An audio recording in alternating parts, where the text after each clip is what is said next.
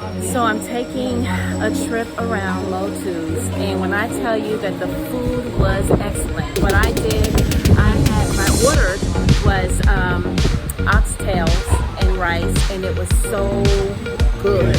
And I heard so much about Mo2's before we got here that I wanted to come down. So me and Erick came down today, and we had lunch here. And so let me just take you on a little tour of what Mo2's looks like.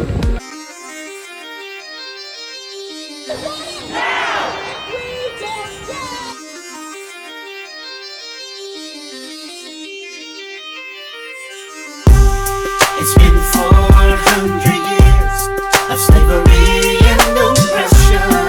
The shackles are broken, and we learned our lesson. Leaving the land of the free and the home of the brave. Dry bones in the valley, coming out of the grave. Hey, I'm going home.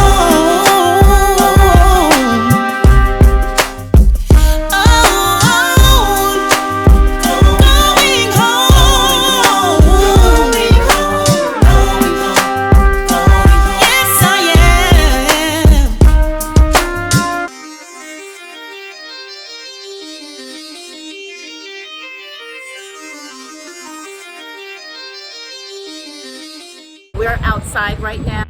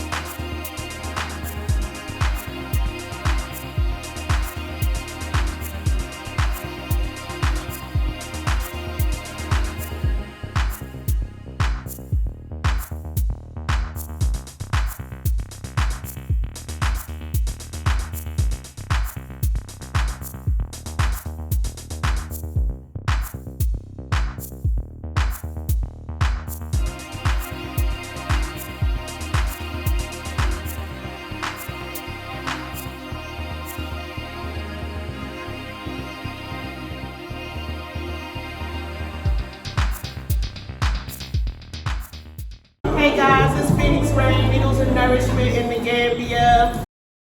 Okay, check her page out. We happen to be eating lunch here, and this is who we run into. So, thank you.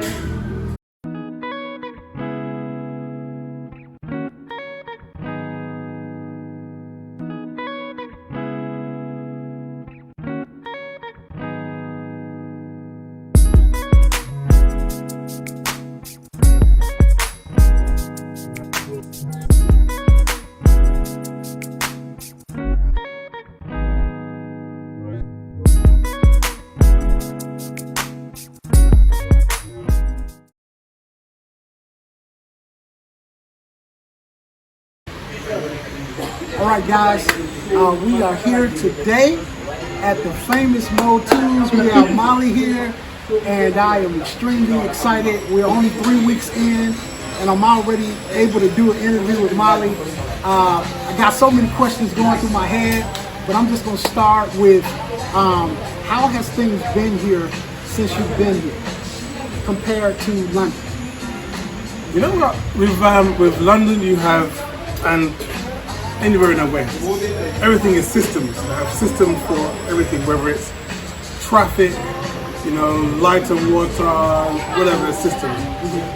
Here, it's like as though they're still trying to build systems. Right. So you have to, so I've had to learn to be a lot more adaptable and a lot more self-reliant. Whereas, for example, electricity. Electricity is not always on. Right. Absolutely. I have a business that has 4 fridges and 2 freezers. If electricity is off for more than 15 minutes, a problem. You have to learn to be able to have your backup plan, backup to your backup, in order to make sure that you can adapt to whatever's happening to you. So yeah, I think what I've learned since I've been here is the ability to adapt to any situation. Well, I mean, I know that's obvious because you solved the food situation, starting a restaurant. Yeah, yeah, making your that own was a thing. food. Yeah. You know, you've overcome the power issue and all of those things. How have you been able to adapt to the culture? Was it different? Because I know It's very there's a different. whole different culture in London.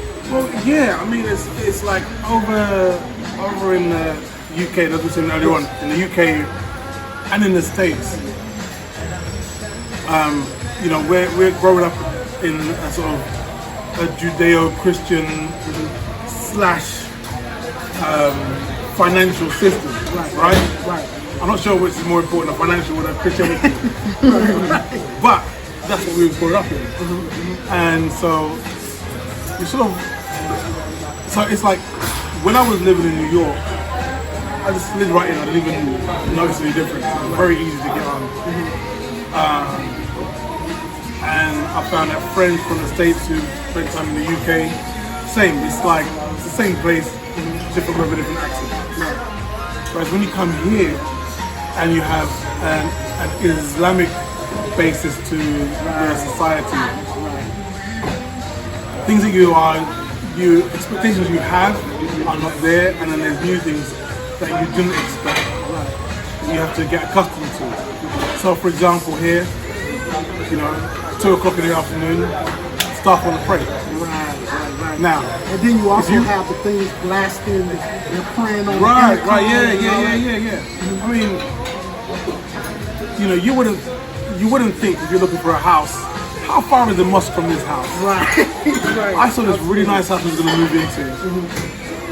Doing the agreement. As we were doing the agreement, the call for prayer came. It was like, la la la! I was like, no, thank you. Place. Took the money, left. No. Absolutely. Because if that's what they're going to be doing every morning, 6 o'clock in the morning? Absolutely. Are you insane? 5 times out the day. No, bro. So yeah, there was that. And then here it's like the staff, 2 o'clock, prayer time. So if your waitress is here and then you're looking for your waitress because the prayer is a problem. Sure. And for them, it's normal. So the staff would feel no way about praying right there while the people eating here. And it's like, I have to be like, no, you got to go around the corner. So yeah, there's those kind of things we've got to learn. Well, man, I thank you for the interview. I got just a few more questions. The next one is, many of you guys know me and Nicole, we're doing this channel together. Of course, we're married. Been married for 15 years. How does your wife feel, and how has she been able to adapt, and how has it affected your relationship, you know, here in the Gambia? Oh man, it's been good in as much as we didn't realize how much pressure the relationship was under in the UK. Wow. So it's like, you know, we're just getting on with it. We're having our arguments. You know, like, okay, arguments are normal and they're normalized. Absolutely. It's not normal. I'll tell you why. Because when you're here and you don't have the IRS and the flipping, you know, child support agency and the police and everyone else just hacking at your relationship. Exactly. Man, so now me and Angel, we're best of friends. We might have an argument once a year, maybe twice. Whereas before it was normal to be like battling with this woman you're sleeping with. Sure. So that's been the good side of it. What's been the flip side to that is that this is an Islamic country. Here it's normal to have 2 or 3 wives. She doesn't like that. Right. I like that. I think why not? So she's like, so she was like, okay, yeah, but I get to choose her. So she finds the oldest, biggest. I'm like, yeah, nah, it's alright. I'll just stay with you, baby. That's amazing. So yeah, it's got its ups and downs. Well, I got one last question. Yeah. Business-wise, I know business is different, maybe starting in the UK or the States. How has it been here in terms of business? Do you fix Gambian food, or do you stay with what you're used to eating in London and bring that here? You know, how has that played into your success? Well, setting up a business in itself is very straightforward. Here. There's not a lot of red tape. Okay. You know, yeah, I love the freedom and the opportunity. they've got the licenses and so on and so forth, but you can bang those out pretty easy. You know, it's not expensive to set up a business here. So yeah, that's great. And then then you've got to like think to yourself, well, what does success look like to me? So now, if you go to a local restaurant, you can get a plate of rice that's piled up like this with some sauce and chicken for $50. $50 is like $1, right? So like the rice is local broken rice. It's not like the American long grain. Man, when I taste that broken rice, it was amazing. Man. You like it? Yeah, broken rice is Benny. I hate it. I don't like it. I like basmati rice. I like American long grain rice. That's what we sell here. Okay. So it was kind of like we had to. By the way, rice is excellent. I had vegetable fried rice today. It is excellent. Oh, thank you, brother. No problem. I appreciate your shout out. Absolutely. But yeah, we found that, you know, we could do the local stuff, but in doing that, we're going to hurt local business. Man, that's so Now, at the other restaurant, right next door to Bazaar's is like here, right, and then right next door there's a guy doing cigarettes and water and just doing the local kind of business. So the landlord was like, yeah, you can kick them out, you can get rid of them, no problem. I was like, yeah, no, I'm not going to do that. You know, we'll work with them. So like the things that he sells, we would not sell. Anything we need, we'll go to him to buy it. So like, he's seen his money triple. And then people say, oh, can I pay in dollars or in pounds? Like, no, go to him, he'll change the money and come back. So now he's seen his money come out that way. I know the way we've been taught in the West is you destroy all your competition, scratch and scrape, bash the small man. No, why don't we follow that for? Why can we not all work together and like all come up together? That's amazing. So that's what we do here. So it's different to what we was taught by the Europeans. You know, just matching up for everybody else and keep it all for yourself. We try to share. So That's amazing. Thank you for your time, Mommy, man. That's all right, bro. I really appreciate it. Yeah. And that's another episode wrapped up of Going Home with Erick and Nicole. Yes. Inside and then outside. We'll go outside real quick. And now if you wanted to sit outside, you can sit outside and dine out here. So beautiful. And this is outside. I almost fell. And this is Mo2's.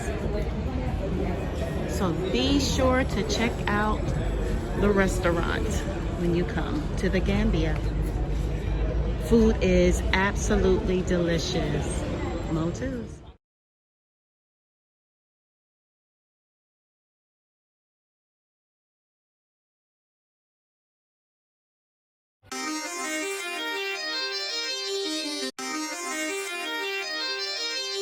Don't miss the next episode of Going Home with Erick and Nicole.